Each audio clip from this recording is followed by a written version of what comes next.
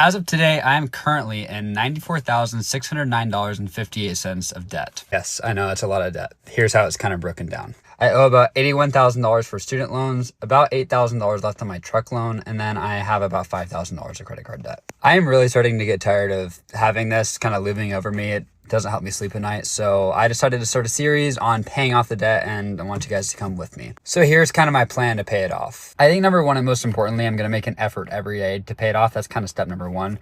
Step two, is a side hustle called couch flipping. I've been doing it for about 4 years now. It's good money. It's just kind of inconsistent. It just involves flipping furniture.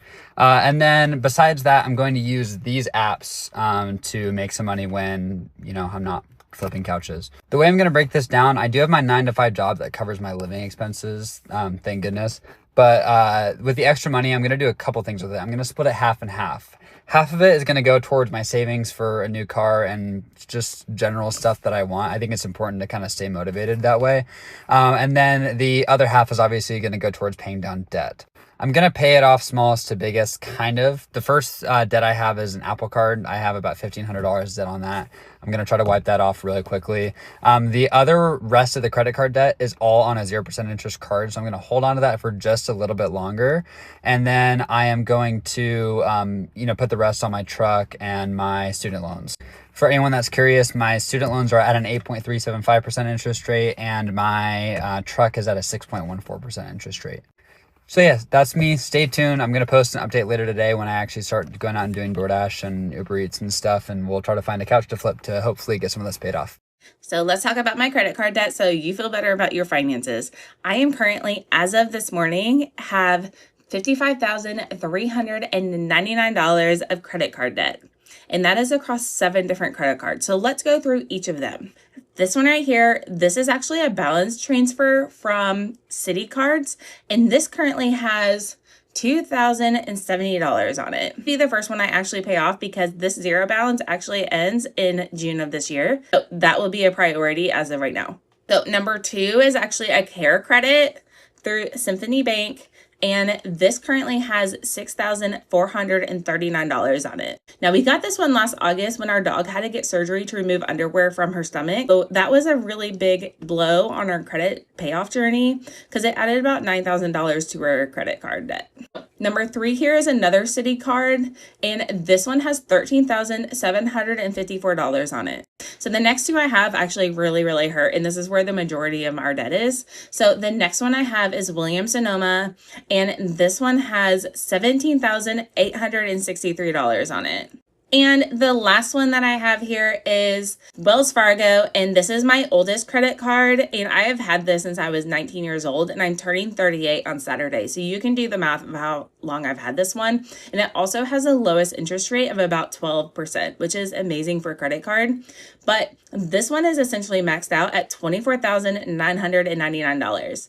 And we had made some really big progress on this one, but unfortunately, we had some bills that came up over the holidays that we didn't want to take away from our boys' experience that we had already prepared. So we put it on here, and then the interest came through, and this is where we're at now. So this one will probably add a little bit extra to over the next couple months, so it's just not at 100%. Number 6 here is actually a Wells Fargo home loan, and we got this also last August whenever we had to replace our entire AC unit and furnace unit in our house. So that was around $16,000, and this is how much we have left. We have $12,537 left of this loan. And my last one here is Pottery Barn, and this one is actually 100% paid off. I'm actually pretty proud of this because this was fully maxed out maybe 2 or 3 years ago, and we've been working really hard on getting this one paid off. As of 2 months ago, my husband and I had $43,500 in credit card debt.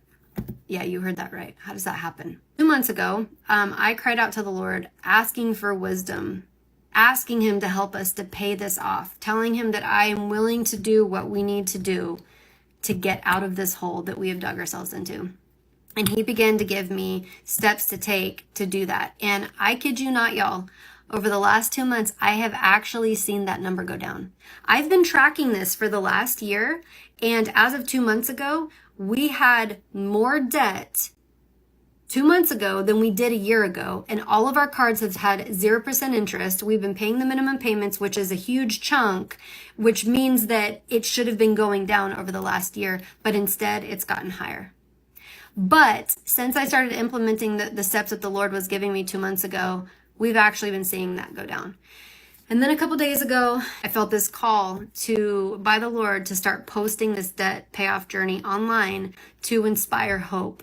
Because right now, times are really hard. And I keep hearing left and right that people aren't even able to afford groceries. People are just drowning in debt. People don't know what to do. And so by sharing my story of what the Lord has been teaching us and what we are doing, I'm hoping that this will inspire hope in your situation, that no matter how bad it looks, if you follow him and you do what it is that he's asking you to do, if you're willing to have your mindsets changed, you can get out of this hole that you are into. I'm in my 30s and I'm almost $750,000 worth in debt. I'm 23 years old and I'm in $246,000 worth of debt. I'm 26 years old and I'm in $95,487.73 worth of debt. Now this gonna get y'all talking. They said that while Black people hold the highest amounts in student loan debt, white people hold the highest amounts in credit card debt. I'm in my 30s and I'm almost $750,000 worth in debt. And you may ask yourself, well, how in the world did you get there? My two largest sources of debt are my student loans and my house. So my house I originally bought in 2019 for $375,000. I'm now down to $339,638.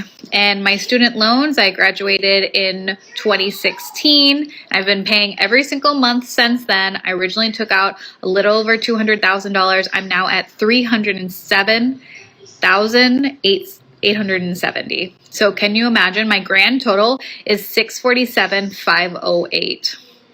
Now, this is wild, but a lot of healthcare professionals that I know have similar debt ranges. So we're basically worth more negative than positive. How in the world do you get out of these things? So my student loans, I've been posting a lot. I've been counting on public service loan forgiveness, and I'll talk more about that in some of my other videos. I'm 23 years old and I'm in $246,000 worth of debt. Let's talk about it. The vast majority of that debt comes from my home loan. I closed on my home right after my 21st birthday, so I haven't paid down very much of that yet. I also have student loans, a car loan, and then I have one credit card, and I have my timeshare. Before anyone says anything about it, I know the timeshare was a bad idea. I can't get out of it now until it's paid off. But I am working on getting all my debt paid off. So if you want to see that journey, come along with me. I work several side hustles. I have a full-time job, and then I also I Instacart. I am a travel agent and I work at a gas station. All of that to try to get my debt paid down. My goal for this year is to pay off my remaining credit card. That card has about $3,800 left on it. If I continue at my current pace, I'll have it paid down by the end of the summer. So feel free to join me here. I am not silly enough to think that I'm going to make money off of TikTok to pay off my debt, but I do want to document my journey just to see how far I've come as I get some of this stuff paid down.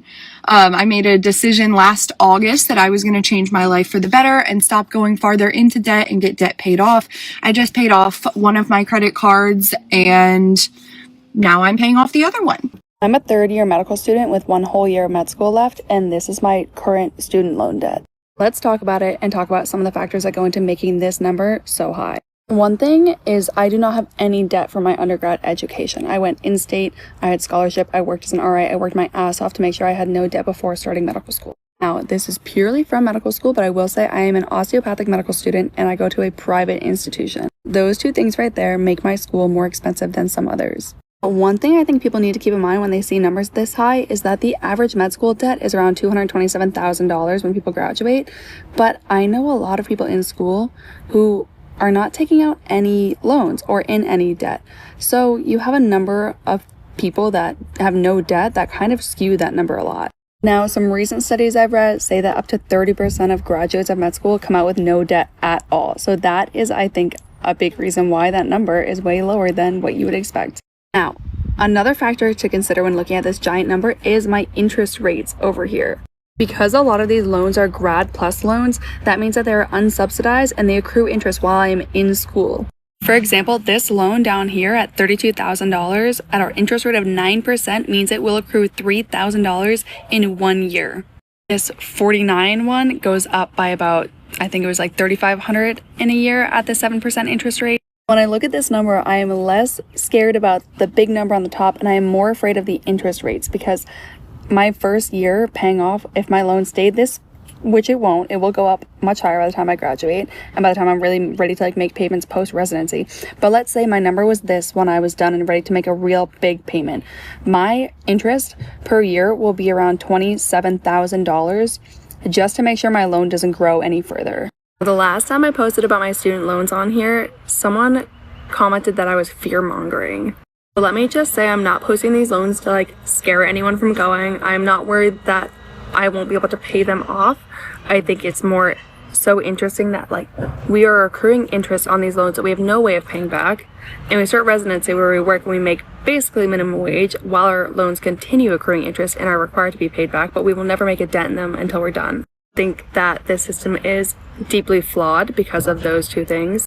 I also think that loan burdens like this and interest rates like this are what is scaring people from going into primary care. We have had such a drop in pediatricians, primary care providers. I think even like emergency med doctors had like a huge drop post-COVID as well.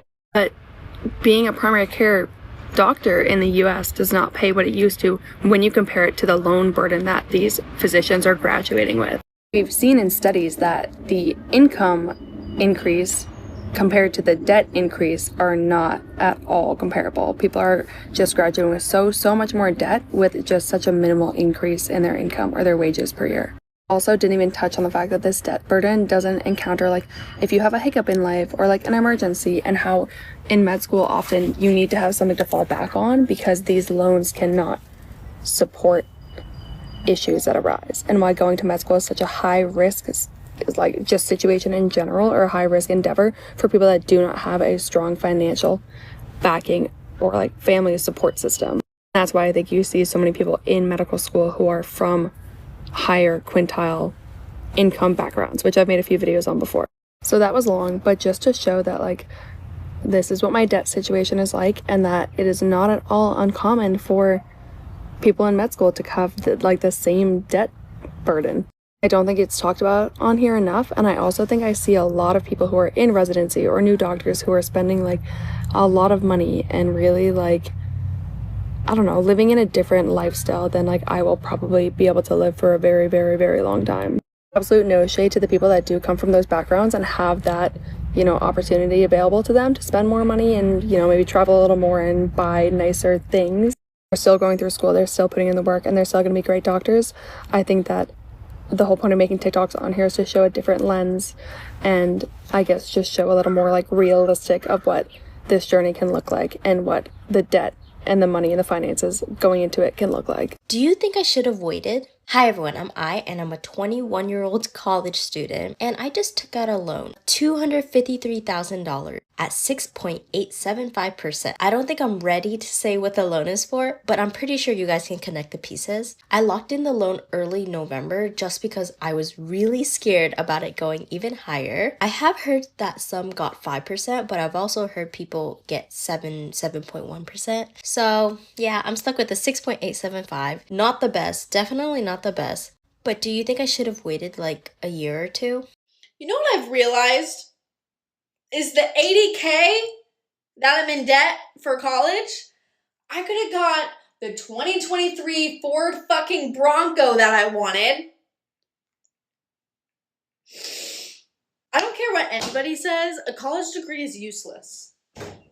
I said what I said, like, it's useless. You're telling me that I'm gonna apply to all these jobs, pay a shit ton of money for this fucking piece of paper that's not even gonna work.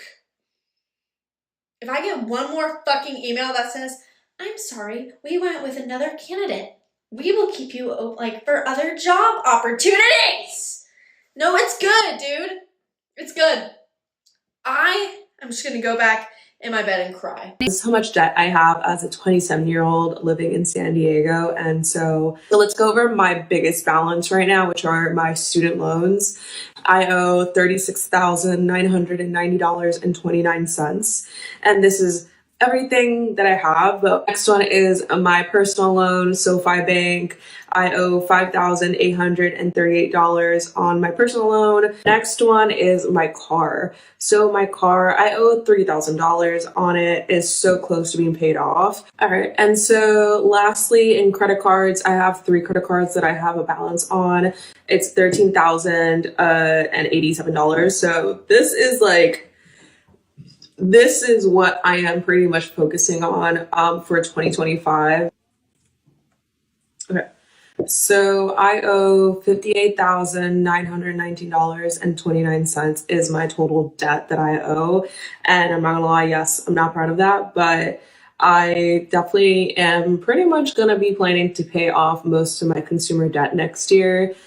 So I am gonna pretty much go down and eliminate about like half of that with the consumer debt, and then the other half is my student loans. So I am not necessarily going to worry about the student loans yet, but the plan is to pay off the consumer debt for 2025. So I'm excited about that. So we'll see.